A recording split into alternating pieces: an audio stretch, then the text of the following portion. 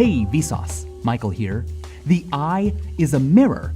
When you look into an eye, you can see a small, tiny version of yourself that kind of looks like a doll version of yourself. The Latin word for a little doll is a pupilla. That's where we get the word pupil for a young student and the word pupil for the dark hole in the middle of your eye. It's a pupil because when you look into it, you see the pupilla of yourself, the tiny doll version of you. And you are in for a treat today, something a little bit different than usual, but I think you'll like it. I've been working with Adam Savage on our tour, Brain Candy Live, and I decided to give him a tour of my brain candy, the little things I have on my desk, the desk I work at every day that are sweet to the noggin. But before that, here is a sneak peek at Brain Candy Live, but not really. This is Brain Candy right here. We've been literally, yeah. This is the show. We've spent the last couple of days here, and all the little colored pieces of paper.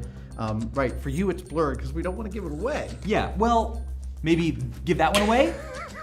Psych! You gotta come to the show. Oh, yeah, let's not mess this up. This is how I think through a narrative. It's either like this or on a whiteboard. Yeah. I can't actually type it out linearly. Yeah, and you can see how dense parts are. You can see by colors where the audience is involved, where there's gonna be something dangerous, and how to maybe spread those out properly. Okay, but wait, this is not why we're here. We're here because we're in Michael's amazing Vsauce space in Los Angeles, and I happen to notice that your desk is awesomely messy and yet covered with stuff that I wanted to get my hands on, and we realized we should just shoot that. So, you had a little bit of a concern. Yeah, I mean, I wanted to clean it up, but Adam kind of convinced me, no. The way it is the way we're gonna film it. So, this is just pure, unadulterated truth, and that's really what I'm about. Let's go take a look. Go take a look. Yeah.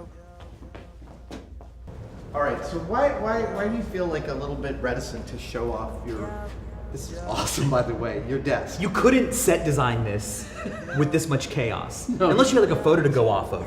But I'm nervous because, I mean, I don't know, there could be something here that I'm like, oh, that's embarrassing. Yeah. Like, you know, okay, here's a half drink energy drink from yesterday. I'm gonna finish this today. I like them flat, I like them room temperature. I really wanna show you this Stirling engine. This is so precisely made.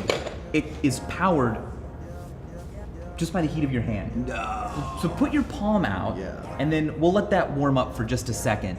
Meanwhile, get all that blood in your hand. But the thing is, it doesn't need a lot of heat underneath it. It just needs a temperature difference between the surface on top here, the disc on top, and the disc that's touching your hand.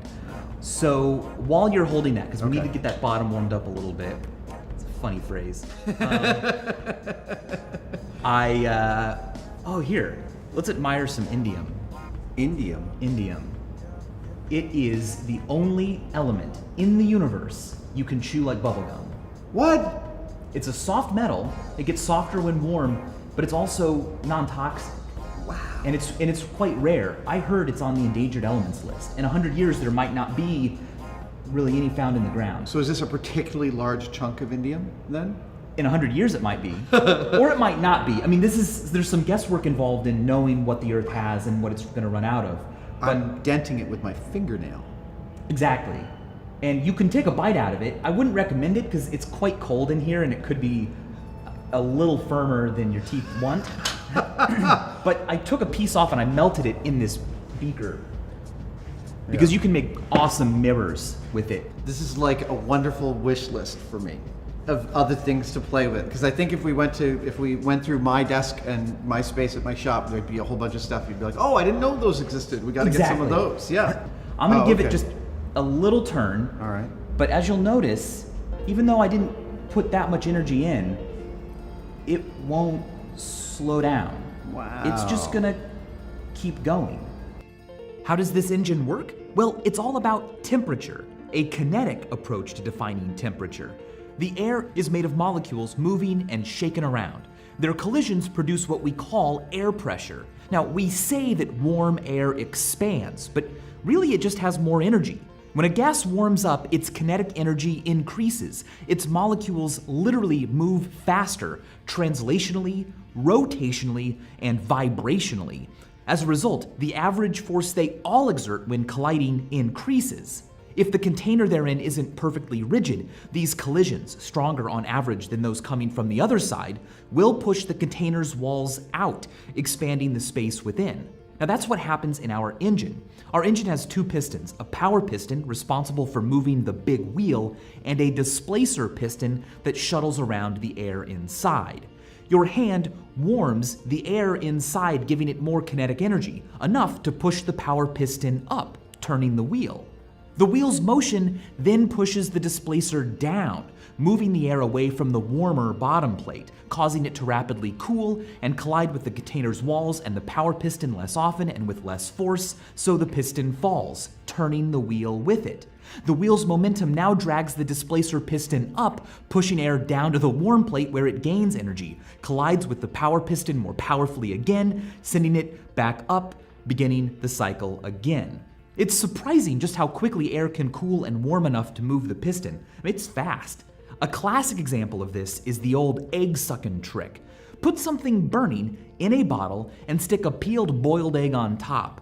Then suddenly, poop, the egg plops into the bottle. This is often explained as being caused by a vacuum forming in the bottle because the oxygen inside got used up, leaving fewer molecules within to combat the pressure coming from without. But that's not true. The oxygen used by the fire doesn't disappear from the universe. That would violate the laws of physics. Instead, the flame turns it into things like water vapor and carbon dioxide. There are, however, fewer molecules in the bottle when the egg is placed on top, but not because they were destroyed by a fire. Instead, it's because the heat of the flame gave them enough energy to push their way out. Air pushing against the egg can get out because the egg is shaped in such a way that lifting it opens the seal. But once the flame burns out, the air inside starts to cool right away, and, well, there's less of it inside now. External atmospheric pressure is stronger, but the shape of the egg is such that pushing this way only tightens the seal. The air inside continues cooling, pushing less and less until the pressure difference is enough that the entire egg gets pushed in. And that's a piece of brain candy if you ask me. The egg isn't sucked into the bottle so much as it's just pushed in by the atmosphere, because the pressure inside, which would normally be pushing back equally, has become weaker. Likewise, you don't really suck liquid up through a straw, you just cause the air in your mouth to push against it through the straw less than usual, so the air outside can win against you and push the liquid into your mouth. So make sure the haters know, scientifically, nothing sucks. Anyway, back to how messy my desk is. I think this does give a good sense of what's in my mind and how episodes look too. It's like kind of a mess. This is what an episode looks like in your head before it comes to fruition. And my tolerance for mess is really high. Okay. So if I needed to work, I wouldn't even move anything. I'd be like, look, the trackpad and the keyboard are accessible. Yeah.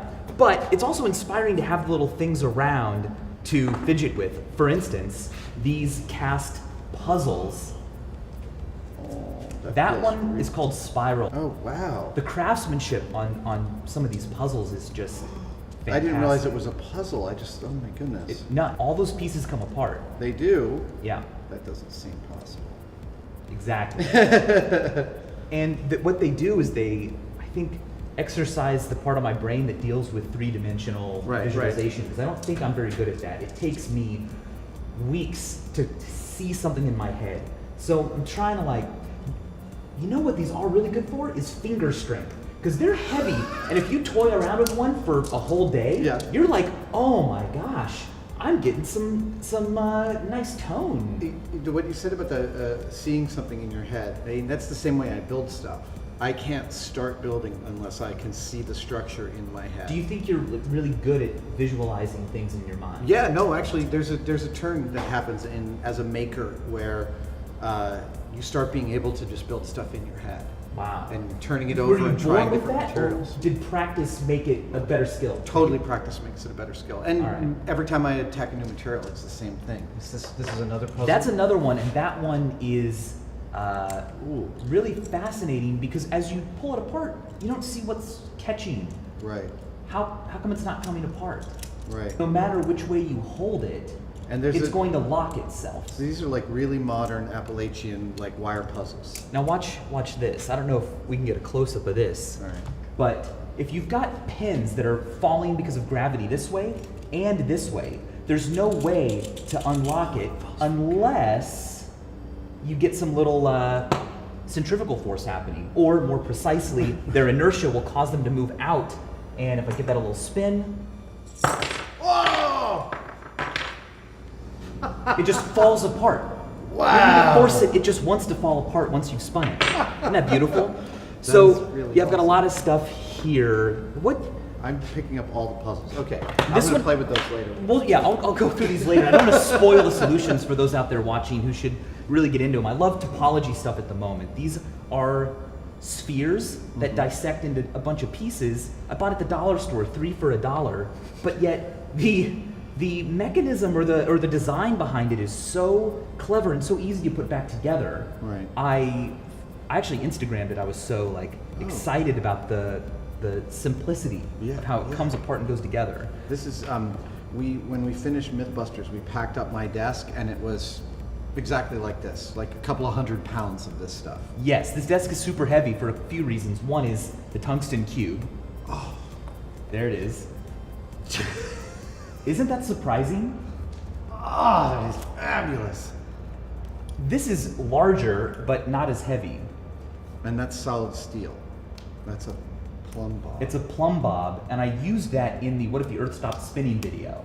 It was so heavy I could actually tape a camera to it and then have the camera on a pendulum. So I'm noticing you've got a lot of materials, different materials, and I saw you open this one earlier. How do you know? Oh, I think they open down. Yeah. So this is a density cube set. Each cube is 1 inch by 1 inch by 1 inch, and it gives you a really good idea of density and how different things feel. One of my favorite things to do is, because different metals have different thermal conductivities, I will pull some at, well, one's copper, one's, how about let's do iron and copper. And I'll mix them up so I don't know which one is which, and then I'll just put them on my forehead, and I'll try to guess which is which by which one feels cooler. And the one that feels cooler should be copper. It has a higher conductivity. Copper should feel cooler. The question is, which one is copper? I feel like the cooler one is... It's Michael. Michael's the cooler one. That's right. Oh, well, the coolest. But between these two, the cooler is... I can't get this wrong. I think... you actually can get it wrong. Yeah, I actually can. But I'm thinking that this one's copper. You got it! Hey! Hey! Hey! I can tell you got a little anxiety about that. It totally worked. I knew I could do it, but if I didn't get it right on camera, I'd look like a fool. My desk, by the way, happens to be littered with pens that you can't really see in the video. They are pens that are erasable because the ink inside of them becomes invisible when heated. You can erase the ink in this pen by just rubbing the other end of the pen over the ink, heating it up to the invisible point. A really fun way to erase a lot of stuff at once is to just use a flame.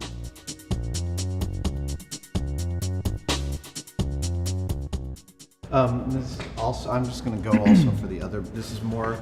This is also a density set, but in this case, every cylinder is 100 grams. That's 100 grams of aluminum. And this is lead. And that's lead.